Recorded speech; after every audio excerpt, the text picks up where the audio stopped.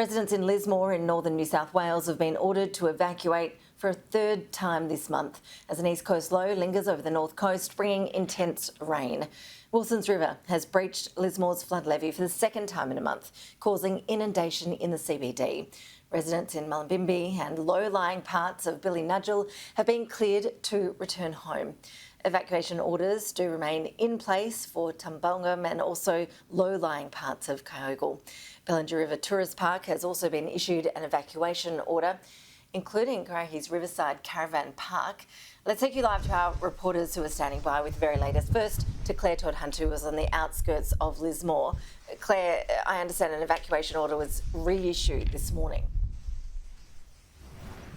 Yeah, it was reissued at around 2 o'clock this morning, Ash, after being lifted late yesterday when experts didn't think that the flood levels were going to reach that major flood level. Things did escalate overnight, though, that east coast low swinging in over Lismore, which meteorologists did say was a low-risk scenario. Unfortunately, the worst-case scenario has happened. And those rain totals did fly up overnight as well. That meant that the flood levee did breach at around 9:30 this morning. They were on edge from about 8 o'clock, about that overtopping. The CBD has been evacuated. Fortunately, though, it was a bit of a ghost town already. We were following the ADF around the city yesterday as they were door knocking. That many homes were already empty. A lot of people have been displaced by the floods from earlier this month, meaning there weren't many people around. But this is devastating for Lismore, given they spent the last 4 weeks trying to mop up a little bit. Some businesses were starting to reopen this week as well. We do have a lot of roads under. You can see we're back here in the CBD.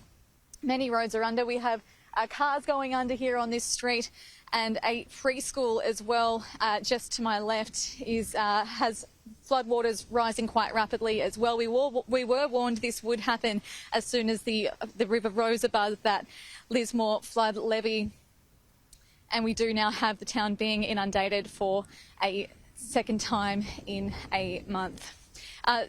Another problem today is that the warning sirens haven't gone off at the levee, which is meant to happen when those flood waters do rise above that height. Unfortunately, there has been a malfunction that's likely due to damage caused by the floods from earlier this month.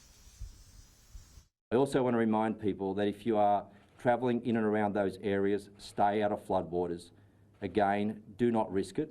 Do not put your life at risk, and then do not put the lives of emergency services and volunteers' lives at risk as well, just to rescue you.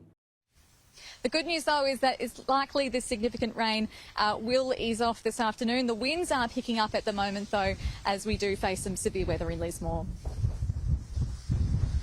Under live there with the very latest from Lismore. Let's take you now live to Christy Lloyd. She's in Coffs Harbour on the New South Wales mid-north coast, where we've also seen heavy rain and strong winds bringing down trees. Christy, how are locals coping there?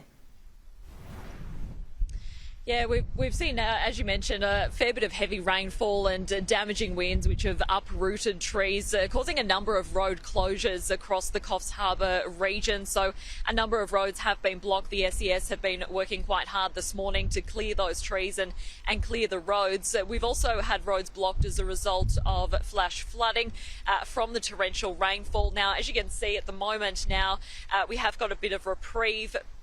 Earlier on, we did have a severe thunderstorm warning in place for the threat of destructive winds and intense rainfall. Those storms brought very, very powerful winds and a lot of heavy rainfall, just adding to that flash flooding impacting this Coffs Harbour region. Now, it's not just flash flooding that's posing a threat around regions near Coffs Harbour, where we've seen in excess of 200 millimetres of rain in the last 24 hours, but we also have river levels rising nearby, as we heard earlier from the Bureau of Meteorology.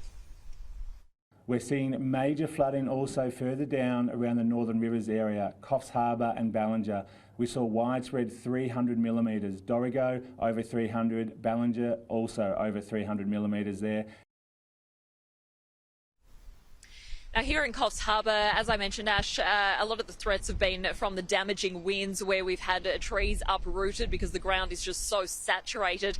That threat will continue throughout the remainder of the afternoon, where we could see gusts exceeding 90 kilometres per hour and again uprooting further trees. But there's also a threat of hazardous surfing conditions. The east coast low impacting the northeast of New South Wales is generating large and powerful swell along the coastline. So it is advised for anyone in this region that you do stay out of the waters today. Just behind me here, a boat that has been moored on the harbour has actually broken free and crashed into the rocks behind me here. It's also taken on a bit of water, so some fairly dangerous conditions both on land and also on the water here at the moment, Tash. Christy, appreciate the update. Thank you for that. We will be bringing you updates throughout the afternoon on Sky News, so stay with us as we see how that weather continues to unfold through the day.